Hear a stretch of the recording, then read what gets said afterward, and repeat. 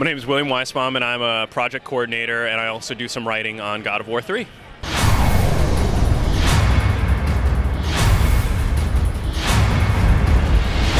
Can you tell us about how the storyline fits into the God of War trilogy so far? So the story takes up right after the end of God of War 2. You're on the back of Gaia, you're facing down Zeus on top of Mount Olympus, you're scaling, it's a full-out war between the Titans and the gods, and you're getting ready to bring it. Overall, God of War 3 is the end of the trilogy, so hopefully we're trying to wrap up all the storylines that were brought forth in 1 and 2 and just wrap it up really nicely and give the fans a great ending.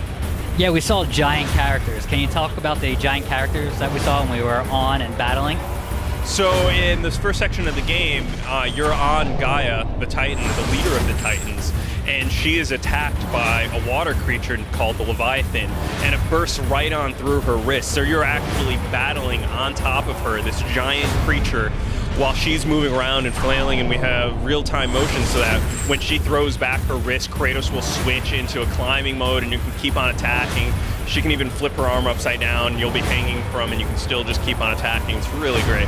Can you talk about Kratos and his character development? How long has he been in development? And also, how has he changed since starting out?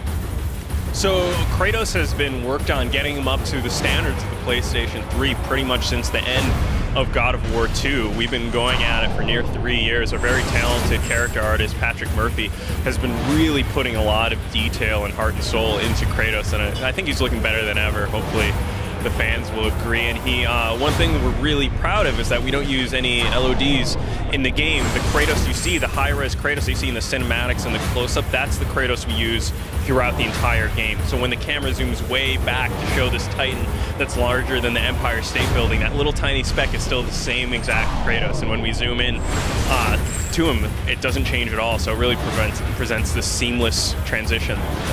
How does Kratos look from his first rough draft as God of War development was starting out God of War 3? I mean, back in the original days of God of War, I've seen concepts and stuff from it. Kratos started off as a very traditional Greek warrior, full Greek helmet with a tuft on top of feathers and a lot of heavy armor. But according to legend, David Jaffe wasn't happy with that, and he just wanted something more brutal, and so eventually got down to removing the helmet, removing the armor, removing everything, until they ended up with this real, almost naked warrior, and it just gave this animalistic, brutal quality to Kratos that they were just really looking for. And I think it shows, like, a guy who's willing to face all this stuff without any protection is a little bit crazy, and that's what we were going for. Naked Warrior, we're kind of a PG-rated website, so let's cut that one out. No, how about the soundtrack? We noticed it's blaring in here. Usually we turned it down. Can you talk about how that was recorded and what you went through for that? Yeah, it's all music that was beautifully scored for the game, really captures the cinematic, epic quality that we're going for. It was all, we had a symphony brought in, and we recorded it on Skywalker Ranch, and it was all done live.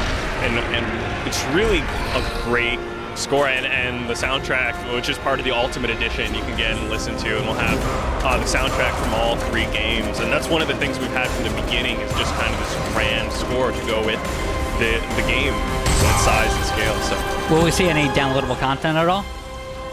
We have some items available with pre-orders from different retails, you know, a couple different costumes. The Ultimate Edition has available for download an extra bonus costume, as well as a combat arena where there's 7 different challenges unique to the Ultimate Edition. And so there might be stuff farther down the road. We're not really discussing what our plans are yet, but how do you feel about games like Darksiders and Dante's Inferno kind of riding your turf a little bit and you know, releasing right before this game does?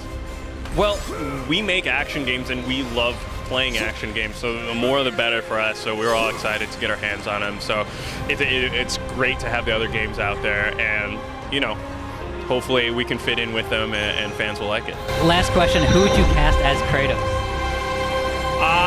Probably myself. I think it's the role I've been waiting for. I've been working out a lot since the project started, so if you hear me out there, fans, you know, me. All right, you heard it here. The game comes out March 16th. March 16th. Stay tuned, and we'll have a review on Gaming Target. Thank you.